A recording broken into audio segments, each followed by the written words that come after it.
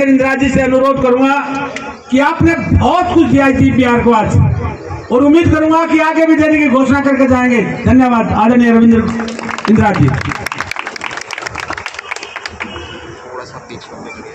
भारत माता की भाई, काम नहीं करना खुड्डा साहब।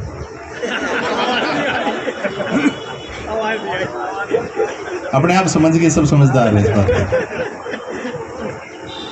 आगे का हंगा उस हिसाब से लगने वाला है। जितना मास्टर जी ने तो लगा दिया, पर जनता के मन में ना हो, लोगों के मन में ना हो, तो हंगा किस बात का। तो एक बार दोबारा ट्राई कर लेता हूँ। बिल्कुल बिल्कुल बिल्कुल जी। भारत माता की अभी रह गया थोड़ी गुंजाइश की। भारत माता की, भारत माता की जय श्री राम। एक जानकारी देता हूँ तो थोड़ी सी समझ में आएगी कि हम भारत माता की जय क्यों बोलते हैं। देश की आज़ादी से पहले अगर भारत माता की जय बोलते थे तो फांसी पे या जेल में डाल देते थे। उन सभी शहीदों को नमन करने के लिए और अपनी मातृशक्ति के प्रति अपनी श्रद्धा व्यक्त करने के लिए हम भारत माता की जय बोलते। तो दोनों हाथ मुट्ठी बंद, पर पूरे हाथ खड़े नहीं हुए सभी के, देख रहा हूँ। पीछे देखिए भैया, तुम मीडिया वाले, पीछे पीछे देखिए, अरे देखिए एक बार, पूरे जोर के साथ, यानी इतने हंगे से कभी आपने जय नहीं बोली कि उतने हंगे से बोल दिए भारत माता की, भारत माता की। आनंद आया।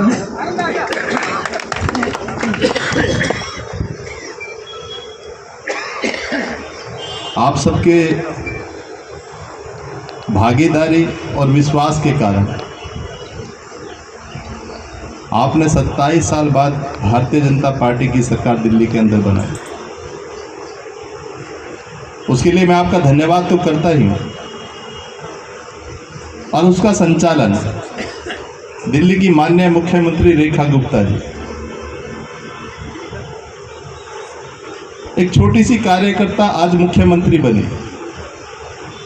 उसके दिल्ली के कोने कोने में उसको कार्य पता है। उसका कारण है कि प्रैक्टिकल उसने वो जीवन जिया है।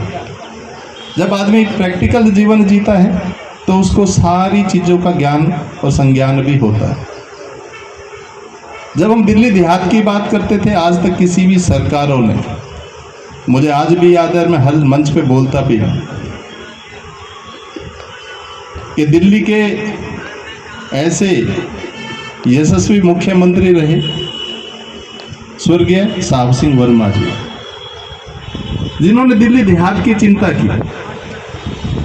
दिल्ली देहात की चिंता की उस समय दिल्ली के अंदर हर गांव में कम्युनिटी सेंटर बनना, रोड बनना, फिरनिया डिजाइन होना, चकबंदी होना, ये सारी व्यवस्थाएं भी की तो भारतीय जनता पार्टी की सरकार ने की। 93 से 98 की सरकार ने की। उसके बाद से जब मैं इस क्षेत्र में घुसता था 24 के अंदर, तो कभी उस पुलिया जहां से नाला निकलता है उस पे हमेशा गड्ढे रहे, कभी भी वो पुलिया भी ठीक नहीं हो पाए। नए सेक्टरों में कोई व्यवस्था ही नहीं थी। किसी भी रोड से निकल जाए, यूआर में चले जाए, बवाना चले जाए, कहीं ना कहीं गड्ढों के अलावा हमें रोड दिखाई नहीं देती। हमारी कॉलोनियों में पिछले 25 वर्षों से कांग्रेस की सरकार भी आई, आम आदमी की, आम जन की पार्टी की कहने वाली सरकार भी है। सीवर के नाम पे इतना बड़ा घोटाला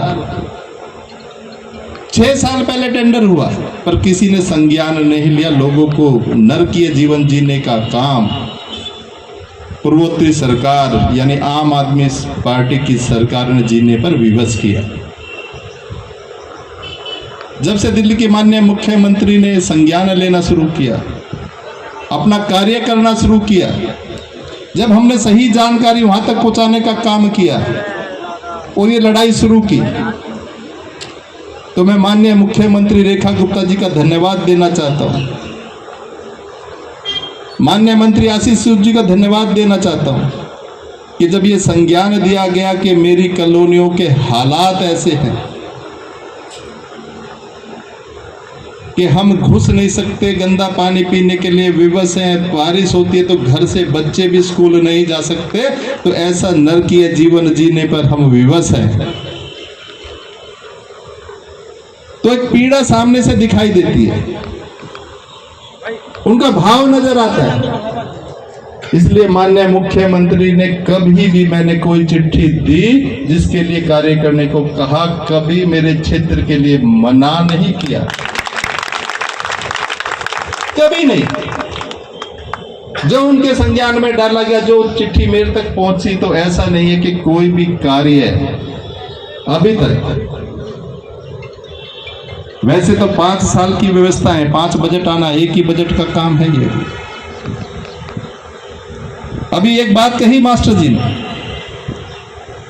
जी ने बात कही कि हमारे यहाँ बाहर एक पार्क बनना चाहिए, कम्युनिटी सेंटर बनना चाहिए, एक स्कूल बनना चाहिए, यानी सामाजिक व्यवस्थाएं।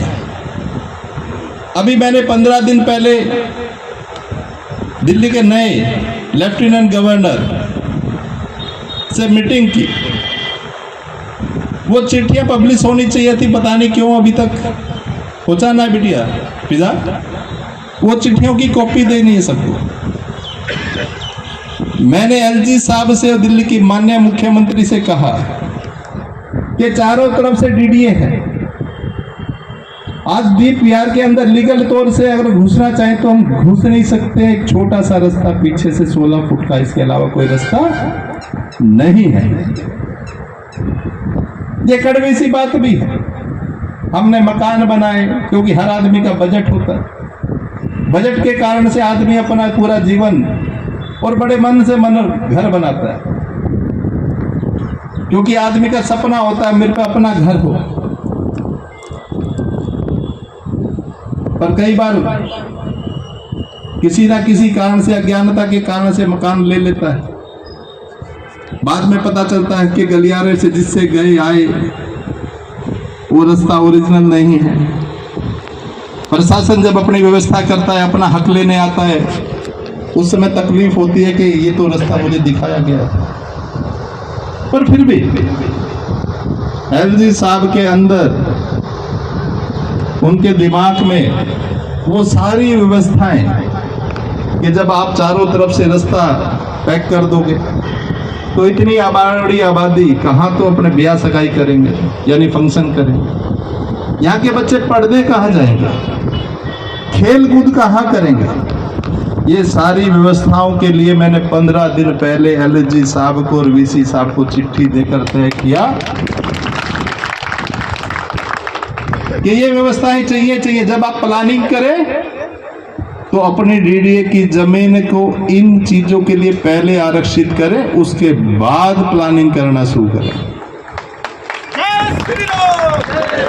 ये पीड़ा मुझे भी पता है, ये पीड़ा पता है, क्योंकि मुझे ये मालूम है कि वो डीडीए अपना काम करने लगे, अपनी रचना में आ जाए तो हमें तकलीफ होनी शुरू हो जाएगी। इसलिए ये एक कॉलोनी की बात नहीं थी। हमारे क्षेत्र में जितनी भी कॉलोनियां पड़ती है, या द्वारका वाली बेल्ट में, या वो पड़पड़गंज वाला डीडीए का एरिया हो, हर जगह ये तकलीफ थी। उस तकलीफ को दूर करने के लिए पूर्ण रूप से भारतीय जनता पार्टी की दिल्ली सरकार, मेरी माननीय मुख्यमंत्री तत्पर है कि वो सुविधाएं भी आपको जरूर मिलेंगी। ये मेरा आपका से वादा है। अरे नारा बहुत कम है, काम वाम नहीं कराना आपने। भारत माता की जय का महत्व बताया था, तो सबको संज्ञान में रखना चाहिए कि भारत माता की जय बोली जाएगी तो ऑटोमेटिक पूरे अंतःकरण से, पूरी ऊर्जा के साथ भारत माता की बोली जाएगी। जितना भी काम मास्टर जी ने कहा और सबकी अनुभूति भी, पर एक आपसे भी निवेदन है, और मैं खासतौर पर प्रशासनिक अधिकारियों को बताना चाहता हूं कि गलती से भी गलती मत करना। 1-2 कंप्लेंट आई, अपनापन वही है कि बिना कहे ही समझा जाए। कोई पक्षपात नहीं है, कोई फेवर नहीं है। वो दोबारा इस बात की माफी भी नहीं है। काम आपने उत्तम से उत्तम कराना है, जो टेंडर में है वही काम आपने कराना है। जिनकी इंक्रोचमेंट है पर्सनली, यहाँ बहुत सारा बिल्डर लोग भी काम करता है, उनको तकलीफ होती है जब मैं कहता हूँ अनऑथराइज बना रहे हैं। अरे मुझे भी तकलीफ होती है, मुझे सुविधाएं देनी है। आप कम से कम अपनी भागीदारी दीजिए, आपसे कोई लालच नहीं है किसी बात का, ये मैंने 10 बार कहा है इनको। पर व्यवस्थाएं बनानी और व्यवस्थाएं देनी हमारा नैतिक कर्तव्य में भी आता है। इसलिए जिसके जो रैंप हैं, क्योंकि आज की व्यवस्था 10 साल तक काम आने वाली है। आज इस व्यवस्था को थोड़ी सी तकलीफ पाकर कर लोगे तो मैं कह सकता हूं कि 10 साल तक दीप विहार के अंदर कोई तकलीफ नहीं होने वाली।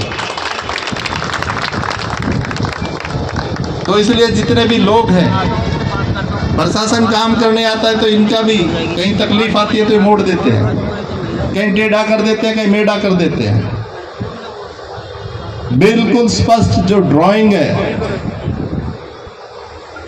इतना सा भी एरर, एक सूत का भी एरर नहीं। जितना गलियारा है उतना गलियारे का जो मार्किंग है टेंडर में, जितनी डायमेंशंस हैं वो कति पूर्ण करनी है, या किसी का घर आए या गलियारा आए या कुछ और सामान आए, कोई कुताही नहीं है किसी भी बात में। आपने पूरी नपत, यहाँ की RWA है, आज पूरी दीप विहार के लोग यहाँ पर हैं। अगर मैं गलत कह रहा हूं तो हाथ खड़ा करके कह देना जी ये ठीक नहीं है, अगर सही है तो एक बार जोरदार ताली बजाकर इसका समर्थन करना है।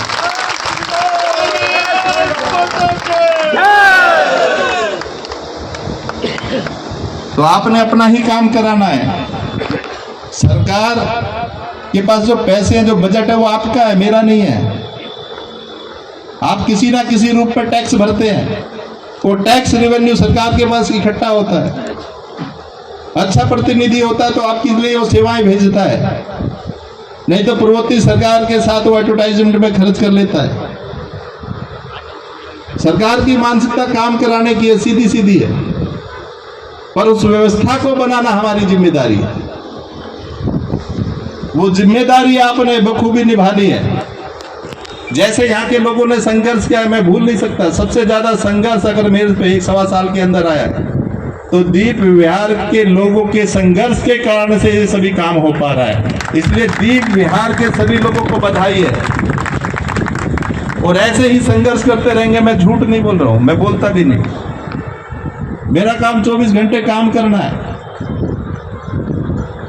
काम करता हूं उसके कारण से, क्योंकि आप दिमाग में बने रहते हो, लगातार भागीदारी रहती है, तो उसके कारण से ऐसे नतीजे भी आते हैं। तो ऐसे ही संगठित होकर अपना एकता का परिचय देते हुए इस कार्य को पूर्ण रूप से बहुत अच्छी तरीके से आपने पूरा कराना है। कोई कुताही नहीं बरतनी है, पूरी ड्राइंग के साथ बनाना है और पूरी नपत के साथ बनाना है। कहीं भी संकोच लगे, 2 कदम पे घर है, फोन कर देना है। कोई चीज गलत लगे बता देना है। और प्रशासन सुन रहा है, यहां पर ही है। माफी नहीं है, माफी नहीं है। इसलिए आप सबको धन्यवाद करता हूं। इतनी फूल मालाएं, हनुमान जी के दर्शन भी और गदा भी, इतना मान सम्मान भी, उसके लिए मैं आप सबका आभार व्यक्त करता हूं, धन्यवाद करता हूं, और आपको बहुत बहुत बधाई और शुभकामनाएं देता हूं कि आपके प्रयास के कारण से, आपकी भागीदारी के कारण से दिल्ली के अंदर भारतीय जनता पार्टी की सरकार है। और सरकार का काम सीधा सीधा आपके लिए काम करना, आपके लिए मेहनत करना, ये प्रदर्शित करता है ऐसे कार्यों से। तो आपको बहुत शुभकामनाएं, बहुत बधाई, और आप सबका इतनी बड़ी संख्या में यहाँ इकट्ठा हुए हैं, आप सबका आभार व्यक्त करता हूँ, धन्यवाद करता हूँ और लास्ट में प्रणाम करता हूँ एक बार जोर से नारा लगाकर, बोलो भगवान सियापति रामचंद्र की जय श्री राम, बोलो बालाजी महाराज की, आज के आनंद की। बहुत बहुत धन्यवाद।